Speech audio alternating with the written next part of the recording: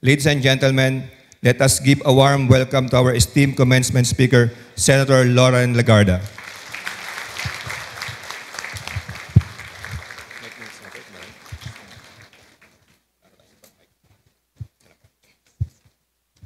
Thank you very much to our esteemed Vice Mayor, my kabarangay.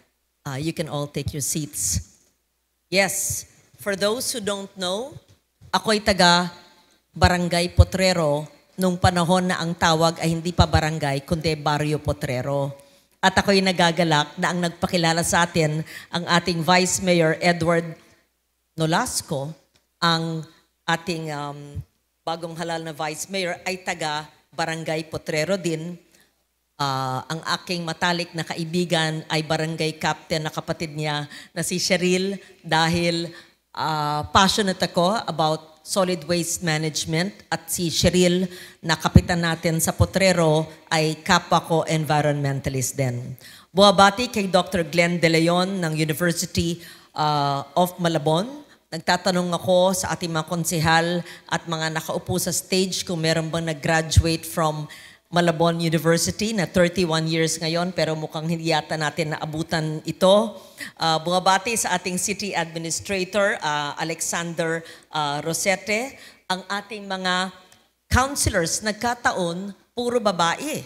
Okay, Nadja Marie Vicencio, Councilor Maricar Torres Maralit at Councilor Leslie Yambao. Sa lahat po ng ating mga dekano, all our deans, all the officers of the Malabon University, all faculty and staff, the proud parents and mentors and relatives of our proud graduates, our guests, our alumni, and the graduating class of 2025. I was told that there's just around 500 graduates. I think there's much more than 500, or is it maybe 500 per course because it's a full-packed hall today.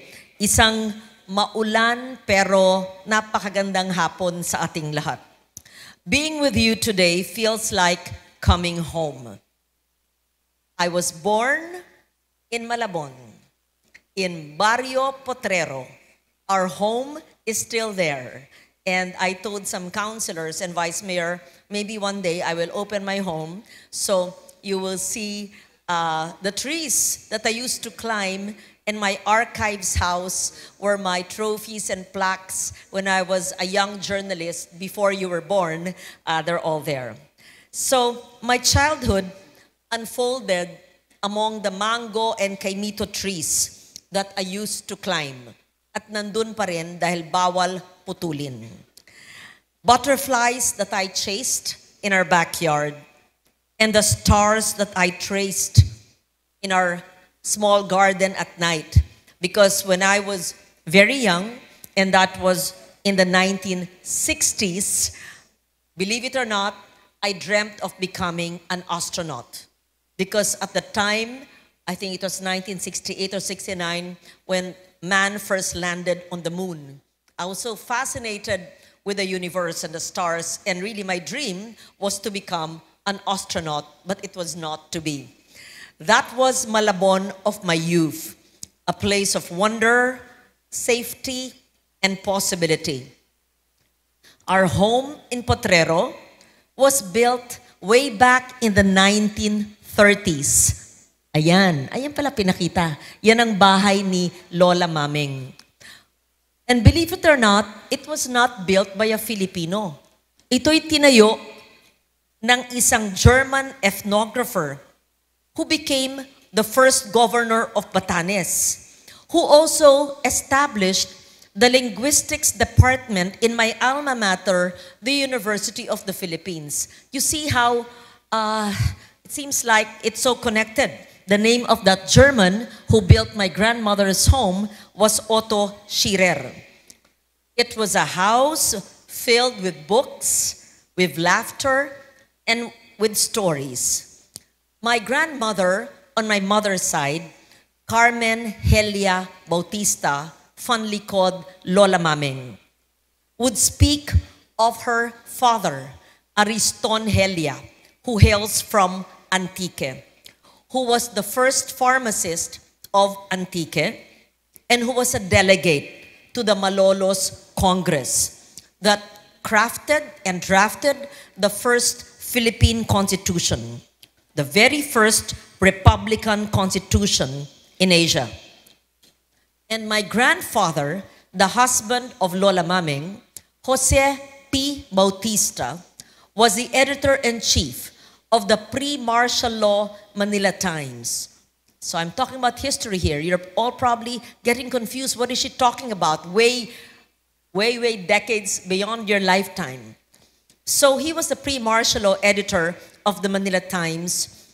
At the time, he taught me early on the power of words, the importance of truth, and the value of standing one's ground.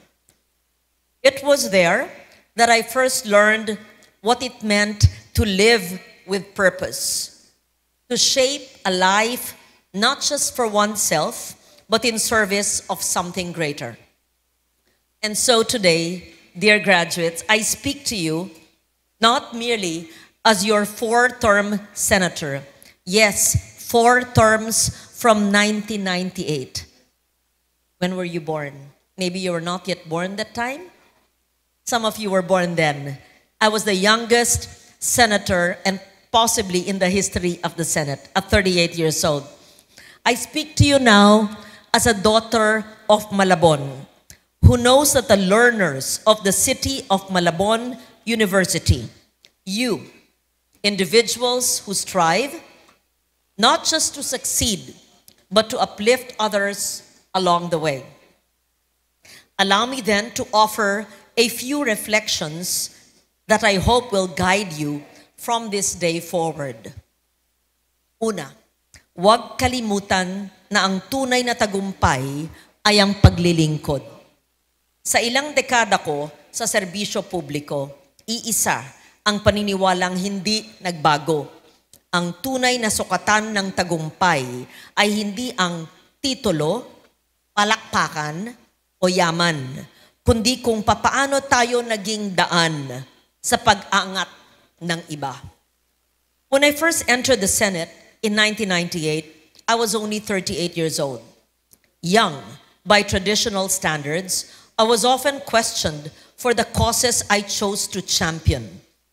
What were these? Environmental protection, women's and children's rights, cultural preservation, disaster risk reduction, many more. Many advised me to pursue more common or popular causes, issues that could easily translate to votes. But even then, I understood that true leadership means having the courage to fight for what matters, even if sometimes it means standing alone. That same conviction gave rise to one of the first laws I authored in the Senate, the Ecological Solid Waste Management Act of 2000.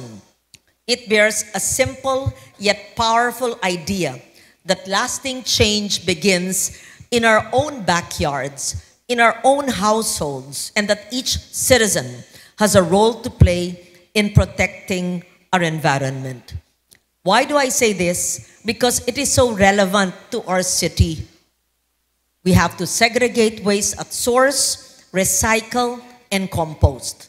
Ang mga baha na nangyayari sa Kamanava, lalo na sa Malabon, ay maaring pigilan at masugpo kung sinusunod natin ang batas na ginawa ko noong 1998 pa sa paghihiwalay ng basura sa nabubulok at hindi nabubulok at kung di tayo magtapon ng single-use plastic sa mga daluyan ng tubig. I am proud to say that Barangay Potrero, where I was born and raised and continue to have a home there, became a model community for this law. Through the initiative and the discipline of its residents, it was recognized by the Metro Manila Development Authority 10 years ago in 2015 for having one of the most effective zero waste programs in Metro Manila. Ang kasama ko dyan palagi ay si Barangay Chairman Cheryl Nolasco. This reminds us that the spectrum of public service is broad. It can begin in the smallest acts within our homes and ripple outwards, ultimately contributing to the betterment of other people's lives. Dahil sa bawat gawaing may malasakit, sa bawat pasyang inuuna ang kapwa, naroroon ang tunay na diwa ng ating paglilingkod. Ikalawa, huwag kalimutang mahalin ang ating kultura at kasaysayan. Madalas tayong inaanyayahang tumingin palabas, gayahin ang mga banyagang modelo ng tagumpay, at sukatin ang ating sarili sa mga pamantayang hindi naman atin. Ngunit kailangan ding tumingin paloob sa talino ng ating mga ninuno, sa husay ng ating mga manggagawa, at sa lalim ng ating sariling pamana. It is this inner gaze that anchors us, reminding us that we are not blank slates. We are heirs to centuries of resilience, creativity, and revolution. In my work as a four-term senator and cultural advocate, I've seen how preserving our heritage can awaken a sense of dignity and purpose in our communities. When we restore what is old, when we reclaim what is essential. That is why, during my term as a chairman of the Senate Committee on Finance, I provided the funds for the declaration of the San Bartolome Church in Malabon as an important cultural property in 2022. Because progress must never come at the cost of forgetting where we come from. Often, the answers we seek for the future are already written in the past, we must remember. So wherever life may take you after today's ceremony, whether into a corporate boardroom or a classroom or your own small startup or perhaps a government role, bring your heritage with you. For even in the most modern professions, it is your identity that will set you apart. Dahil kultura at kasaysayan ng ating gabay at sa bawat desisyong may pagtatanaw sa ating pinanggalingan, tayo ay humahakbang patungo sa hinaharap na may saysay. Ikatlo, magsumikap at manindigan. Throughout my life, I dedicated myself to public service, and I hardly ever take vacations. I know, it sounds like a KJ, right? And I work almost 24/7. It is a choice I embraced fully because I believe that excellence demands persistence, discipline, and hard work. This is the kind of perseverance I ask of you. There will be days when your work feels invisible, your vision misunderstood, or the system may seem too slow, too rigid, and broken. But still, especially then, go on and press on. I have seen what becomes possible when we persist. In 2015, when we initiated the Manila Call to Action on Climate Change, this was a landmark appeal launched by Presidents Benigno Aquino III and French President François Hollande in Malacanang. We helped shape the historic Paris Agreement. Through our leadership in the Climate Vulnerable Forum, which led to the establishment of the V20 Group of Finance Ministers, we pushed for innovative financing for climate vulnerable nations like the Philippines. And as your global champion for resilience of the United Nations Office for Disaster Risk Reduction, we helped forge multilateral partnership that placed disaster risk reduction at the forefront of global action. Because of these hard-won efforts, the Philippines is no longer seen as a victim of the climate crisis. Instead, we are a policy leader. And though we remain one of the most vulnerable countries in the world, we are now, hopefully, better prepared, not because we waited to follow, but because we dared to lead. And this is a task that I now ask of you. I want you to dream so boldly that it scares you. When the world says it cannot be done, prove otherwise. When there's no seat at the table, build one. Speak the truth even when it trembles in your throat. Challenge what no longer serves. Do not wait for permission to act with integrity. Charge ahead and be brave. For the world is not transformed by comfort. It changes because of those who dare to leap, who labor without compromise, and who never lose sight of the common good. To all our parents here today, congratulations. Naitawid nyo ang inyong mga anak. The toga or the sablay, that's victory. This is yours to celebrate.